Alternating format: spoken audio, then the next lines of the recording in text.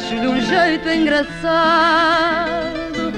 bem nosso e popular, quando ouço alguém gritar: Amália, canta-me fado. Amália, esta palavra ensinou-me.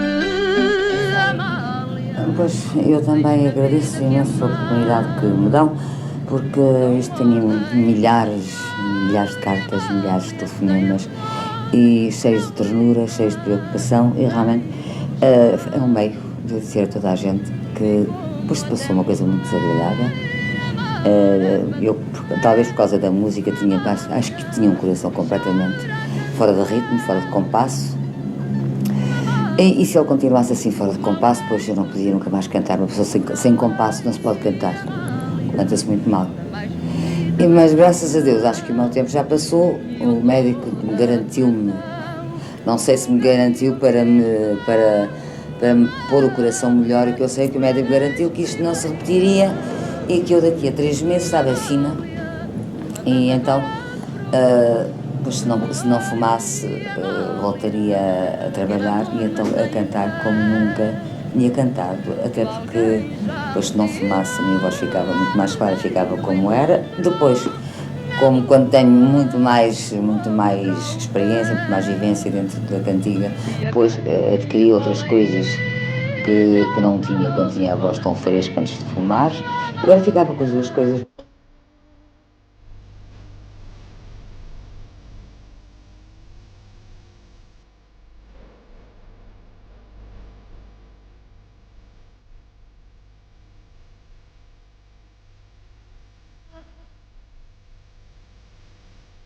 Tenho que reeditar, porque isso é uma coisa que eu acho que devo às pessoas, porque as pessoas têm sempre saudades de si próprias, e têm saudades de mim naquela altura que eu comecei, e talvez até seja porque têm saudades de si próprias, querem aqueles fados antigos. Tenho uma ideia de realmente todos os fados antigos que eu cantei e fizeram um grande sucesso na época, de os cantar outra vez,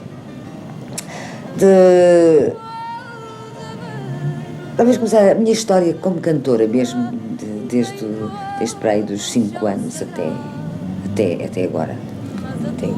Tenho, porque cantava sempre, tive a mania de cantar desde a cantiga de roda.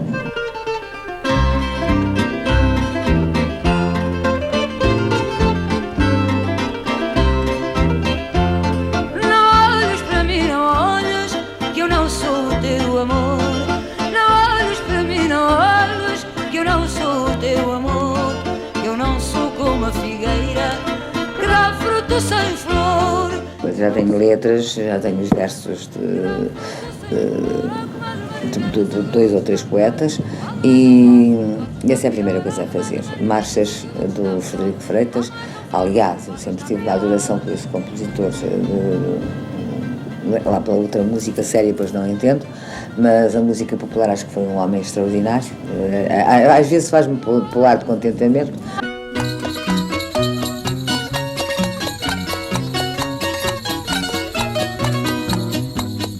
Azul e bota alta, a reinar com toda a malta, é o rei das traquitanas, o timpanas. Eu tenho uma certa ideia para pressentir, quer dizer, não sei, mas pressinto, tenho uma certa intuição musical. Pressenti sempre, quando uma música era sucesso, eu pressentia.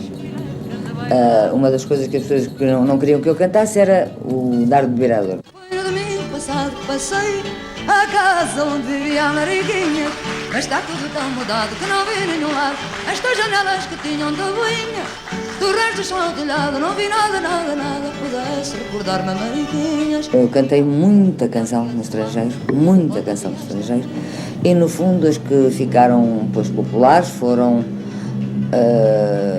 sei lá, pai, 30, o que já não é mau, e eu cantei milhares de cantigas no estrangeiro.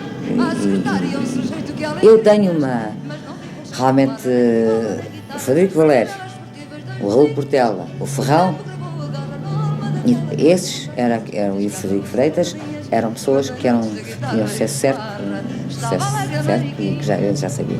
A surpresa foi o Alberto Janes, que foi um senhor que me apareceu do Alentejo, e Eu falo muito nele porque gosto muito dele, era uma pessoa extraordinária e depois era a música, qualquer música dele era um êxito internacional. E era porque era tão português que não havia impacto nenhuma daquilo e aquilo era uma coisa que realmente trazia um impacto. Eu, pois tenho uma certa esperança, já agora falando de Caldeirada, pois eu mesma fiz uma letrazita que é a sardinha, fala-se da sardinha, que é uma coisa muito natural, e claro que não tenho o gênio do Alberto Chanos, mas tenho uma coisa que ele tinha, e talvez isso me ajude um bocadinho. Era muito português e era muito simples, era muito mais culto do que eu, evidentemente, mas era tão português como eu e era tão simples como eu e era, não digo tão boa pessoa como eu, porque isso não gosto, quer dizer, não posso dizer, mas há uma certa semelhança, uma certa afinidade que eu tenho com ele, que talvez saia com uma sardinha, que dê vontade de comer um carapau. Talvez, eu própria, e quando eu comecei, havia compositores, havia intérpretes, e para ser um compositor, pois evidentemente que era preciso saber fazer música e conhecer música, mas como, quer dizer, há um tempo para cá, há muitos anos para cá, qualquer pessoa faz músicas e qualquer pessoa faz letras, pois eu agora tenho um tipo de amor próprio, que também é de fazer umas músicas e é de fazer umas letras, é uma das coisas que eu me proponho.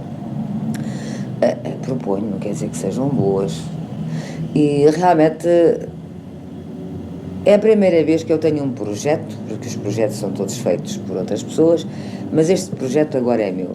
E depois eu engano sempre no nome dos dois, um é Rodrigues e outro é Pinho. Vou cantar coisas deles que têm engraçadas. Há uma coisa do Nuno Nazaré Fernandes, com letras do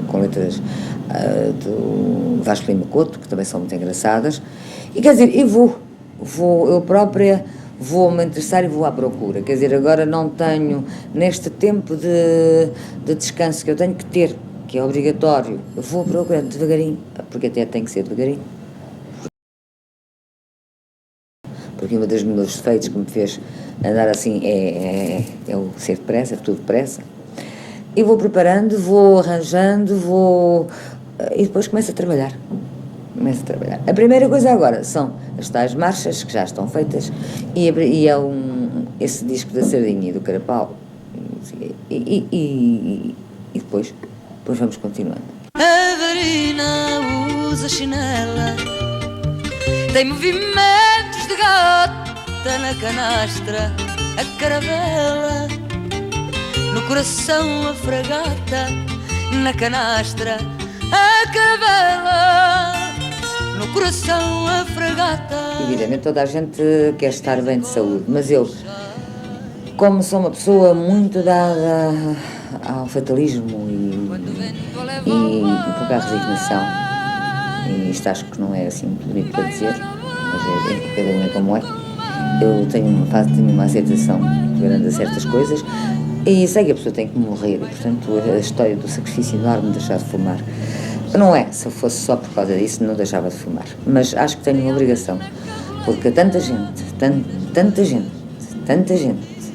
me tem falado, tanta gente para todos os hospitais, para a minha casa, para a casa das pessoas, todas as minhas amigas, de todos os atores, de todas as atrizes, de pessoas que pensam que me conheçam, e eu acho que devo realmente deixar de fumar para lhes deixar uns discos para